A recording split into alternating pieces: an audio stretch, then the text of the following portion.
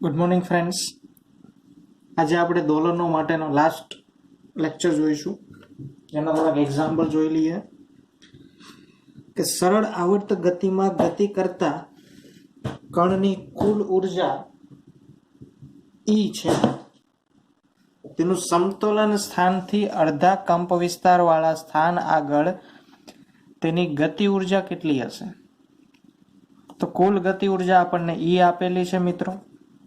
તેની સમતોલન સ્થાનથી અડધા કંપ વિસ્તાર એટલે કે a/2. તો x બરાબર આપણને કિંમત આપેલી છે x બરાબર a/2 બરાબર છે. તેની ગતિ ઉર્જા k ફાઇન્ડ કરવાનું છે. k બરાબર મિત્રો આપણને ઇક્વેશન ખબર છે 1/2 બરાબર છે. હવે કુલ ગતિ ઉર્જા, કુલ ઉર્જાનું આપણે ઇક્વેશન લખીએ તો અહીંયા આપણને ખબર છે કુલ ઉર્જાનું ઇક્વેશન કેટલું થશે? E બરાબર મિત્રો 1/2 બરાબર છે. તો અહીંયા આપણે જોઈએ તો ભાઈ v નું ઇક્વેશન શું હશે? v નું ઇક્વેશન આપણે લખી શકીએ v બરાબર શું હશે? ઓમેગા અંડર રૂટમાં v² બરાબર શું આવશે? v બરાબર omega under રૂટમાં a² minus x² હોય છે, તો v² બરાબર આવશે ઓમેગા સ્ક્વેર કૌંસમાં a² માઇનસ x². આ રીતની આપણે કિંમત મળશે મિત્રો, બરાબર છે. હવે મિત્રો અહીંયા જોઈએ આપણે E બરાબર 1/2 છે, એની જગ્યાએ આપણે આ ટાઈપનું ઇક્વેશન લાવવું હોય તો આપણે લાવી શકીએ ભાઈ 1/2. અહીંયા શું આવી જશે? 1/2 k ની જગ્યાએ શું આવશે? m omega square a². બરાબર, આ ટાઈપનું ઇક્વેશન મળશે. તો આપણને શું કીધેલું છે કે અડધા કંપ વિસ્તારના સ્થાન આગળ તેની ગતિ ઉર્જા, તો k બરાબર 1/2mv² મૂકી દો અડધા કંપ વિસ્તાર પાસે, એટલે કે આ જે આપણે ઇક્વેશન મૂકેલું છે તે મૂકી દો 1/2. અહીંયા આવી જશે m ઓમેગા સ્ક્વેર કૌંસમાં a² માઇનસ x². અડધા કંપ વિસ્તાર એટલે કે x બરાબર a/2 મૂકી દો. x બરાબર a/2 મૂકશો તો 1/2m ઓમેગા સ્ક્વેર અહીંયા આવી જશે a² માઇનસ a²/4, કેમ કે a/2 મૂકીશું તો 2 નો વર્ગ એટલે કે 4. બરાબર છે. તો અહીંયા આપણે જોઈ શકીએ છીએ કોમન શું કાઢી શકીએ?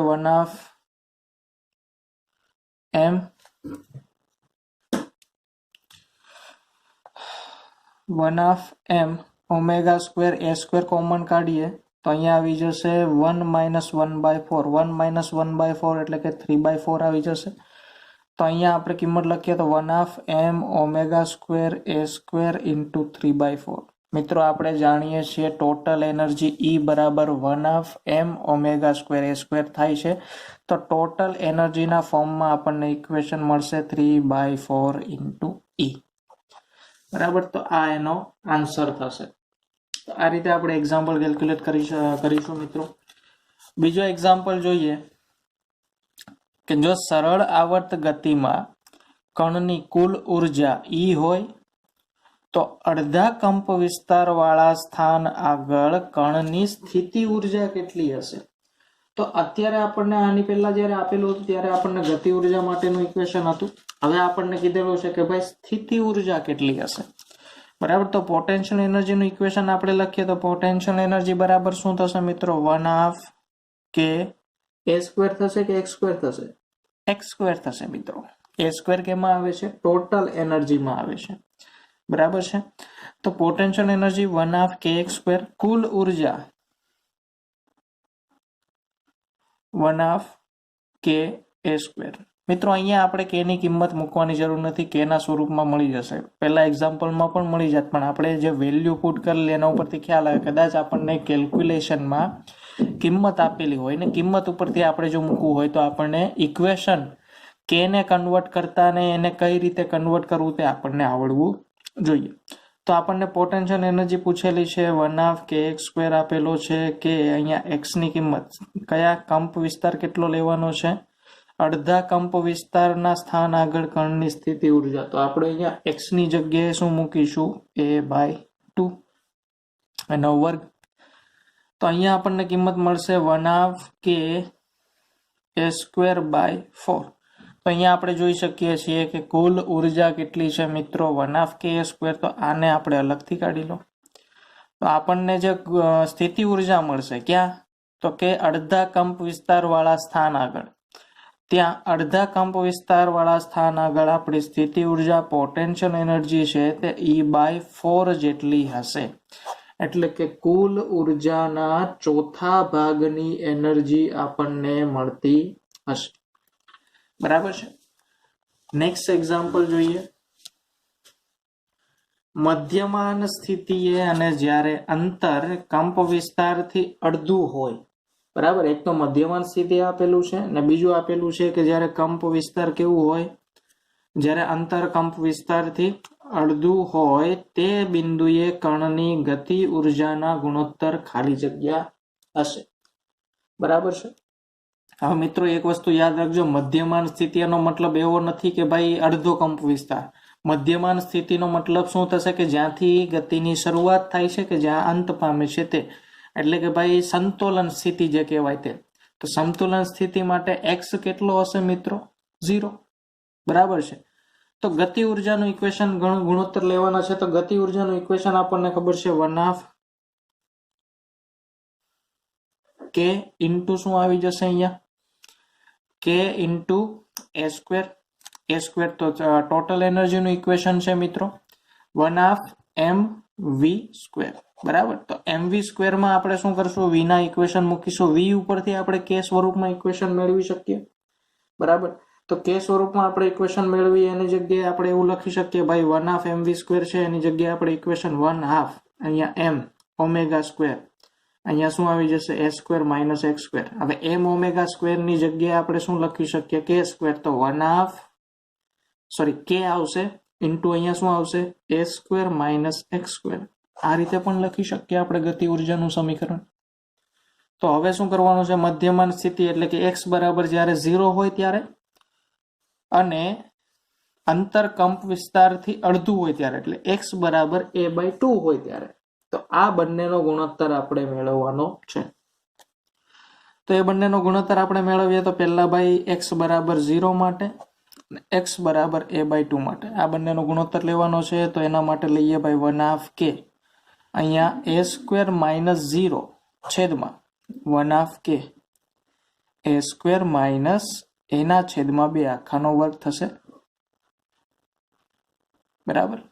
તો અહીંયા આપણે જોઈ શકીએ છીએ 1/2k 1/2k કેન્સલ થઈ જશે. આપણી પાસે કિંમત વધેલી છે a સ્ક્વેર છેદમાં a square minus a square by 4. બરાબર. a સ્ક્વેર કોમન કાઢી લો, a સ્ક્વેર છેદમાં a સ્ક્વેર કોમન કાઢી લો 1 માઇનસ 1/4. તો a સ્ક્વેર કોમન કેન્સલ થઈ જશે.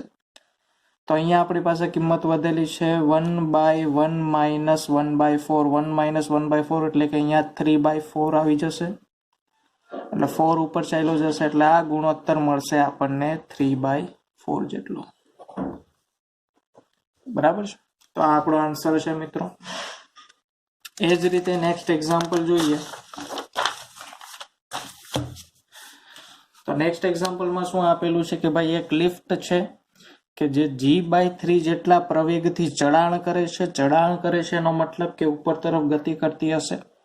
જો સ્થિર લિફ્ટનો આવર્તકાળ t હોય, સ્થિર લિફ્ટ આપેલી હોય ને એનો આવર્તકાળ જો t હોય તો તેની છત પરથી લટકાવેલ સાદા લોલકનો આવર્તકાળ શું હશે?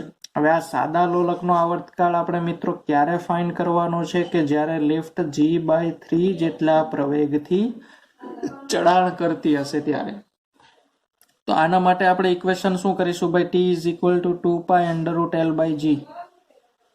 આ ઇક્વેશનનો ઉપયોગ કરીશું. અહીંયા g જે છે તે g આપણો ઇફેક્ટિવ મળશે. બરાબર છે. આપણે ટ્રાય કરીશું કે આ 2π√L/g નું ઇક્વેશન એઝ ઇટ ઇઝ આવે, જેથી કરીને આપણે આવર્તકાળ t ના સ્વરૂપમાં ઇક્વેશન લખી શકીએ, આનો આન્સર લખી શકીએ. તો આપણે પહેલા જોઈએ કે ભાઈ લિફ્ટ છે.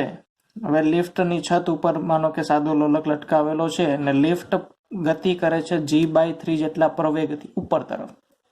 તો અહીંયા નીચે કયું બળ લાગતું હશે? mg. ઉપર કયું બળ લાગતું હશે? n. તો આપણને ખબર છે F બરાબર ma. F એટલે કે પરિણામી બળ કેટલું હશે? તો કે n માઇનસ mg જેટલું ઉપર તરફ છે એટલે બરાબર m. પ્રવેગ કેટલો છે? g/3. તો mg અહીંયા આવી જશે તો n બરાબર શું આવી જશે m કોમન કાઢી લો કૌંસમાં g પ્લસ g બાય 3 એટલે અહીંયા થશે 3g પ્લસ g એટલે 4g by 3 m 4g by 3 તો આ આપણને શું મળેલું છે મિત્રો g ઇફેક્ટિવ તો આની કિંમત એઝ ઇટ ઇઝ આમાં મૂકી દો તો t ઇઝ ઇક્વલ ટુ શું મળશે t is equal to 2 pi under root l by g effective જે છે તો g ઇફેક્ટિવ ની કિંમત મૂકતા આપણને 2 pi under root l by g effective 4g by 3 છે તો 3 ને ઉપર લઈ લો 2 pi under root 3l by 4g હવે મિત્રો આપણે સેમ એઝ ઇટ ઇઝ આ પ્રવાહનું ઇક્વેશન લાવવું હોય તો આપણે શું કરી શકીએ 3/4 છે એને બહાર કાઢી લો તો 3/4 ને બહાર કાઢશું તો આપણે આ રીતે લખી શકીએ અંડર રૂટ 3 ને 4 નું અંડર રૂટ કેટલું થશે 2 into 2 pi under root l by g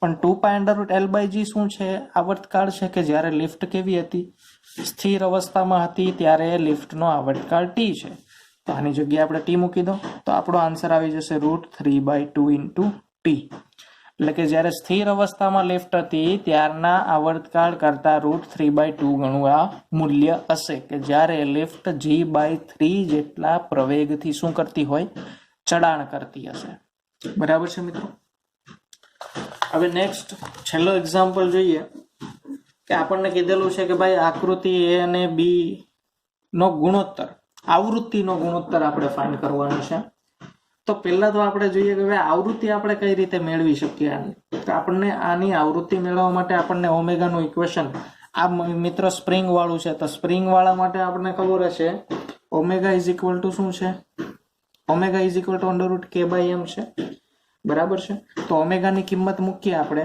તો ઓમેગા બરાબર અહીંયા 2π/t બરાબર અહીંયા અંડર રૂટ k/m થશે t ની કિંમત શું મળી જશે આપણે એ મિત્રો તમને ખ્યાલ હશે મેં શોર્ટકટ કીધેલું ઓમેગા કેમ ઓમેગા હોય ત્યારે k ઉપર અને m નીચે ને t હશે જ્યારે t ને ઉપર આપણે લઈ લેશું ત્યારે 1/2π અંડર રૂટ m/k થઈ જશે બરાબર છે તો આ t નું ઇક્વેશન આવર્તકાળનું ઇક્વેશન મળેલું છે માનો કે ફ્રીક્વન્સી f સ્વરૂપમાં આપણે જોઈતું હોય તો શું આવશે 2π અંડર રૂટ કેમ ઓમેગા કેમ અને ફ્રીક્વન્સીમાં પણ કેમ 2π અંડર રૂટ k/m બરાબર તો અહીંયાથી આપણે જોઈ શકીએ છીએ આ બધા કે છે અહીંયાથી મિત્રો આપણે જોઈ શકીએ છીએ ફ્રીક્વન્સી કોના ઉપર આધારિત છે દળ બંનેમાં ફિક્સ છે એક સરખા છે તો દળ ઉપર આધારિત નથી તો આવૃત્તિ બીજા કોના ઉપર આધારિત છે 2π તો કે કોન્સ્ટન્ટ વેલ્યુ છે બંનેમાં સેમ હશે કે તો કે k અલગ અલગ છે જુઓ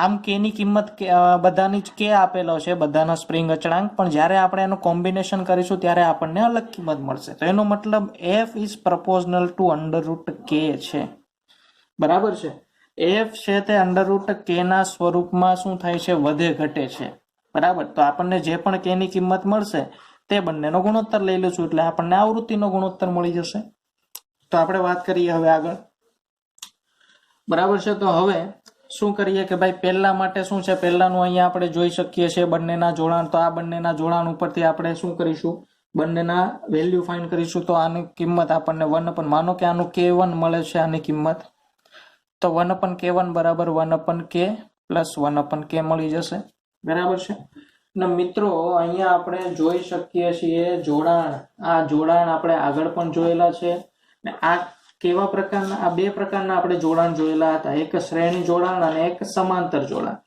તો આ આપણે જોઈએ છે તે કેવું જોડાણ હશે મિત્રો શ્રેણી જોડાણ છે સમાંતર જોડાણ કેવું હશે કે જ્યારે એક બ્લોક સાથે કોઈ બીજી એટલે કે આ રીતે આ સમાંતર જોડાણ છે તો શ્રેણી જોડાણમાં આપણે કઈ રીતે વેલ્યુ ફાઇન્ડ કરવાની આ રીતે 1/k 1 બરાબર 1/k પ્લસ 1/k તો અહીંયા આપણે જોઈ શકીએ છીએ છેદ સરખા છે તો શું થશે અંશનો સરવાળો 1 + 1 એટલે 2/k 1/k1 તો k1 ની આપણને કિંમત મળશે k/2 તો આપણને આકૃતિ a માં k ની કિંમત મળી ગઈ છે હવે આમાં જોઈએ તો આમાં પહેલા શું કરવું પડશે ભાઈ પહેલા આ બંનેનો સંયોજન કરવું પડશે તો માનો કે આ બંનેના સંયોજનને આપણે k2 નામ આપીએ તો k2 બરાબર k + k તો k2 બરાબર 2k બરાબર પછી આ 2k અને k નું સંયોજન એટલે કે ભાઈ આ રીતે આપણને 2k મળેલો છે અને આની સાથે k જોડેલો છે એની સાથે બ્લોક છે તો તો આ બંનેનું સંયોજન પણ આ રીતે કરવું પડશે. તો 1/n માટે k3 લઈએ તો 1/k3 બરાબર 1/2k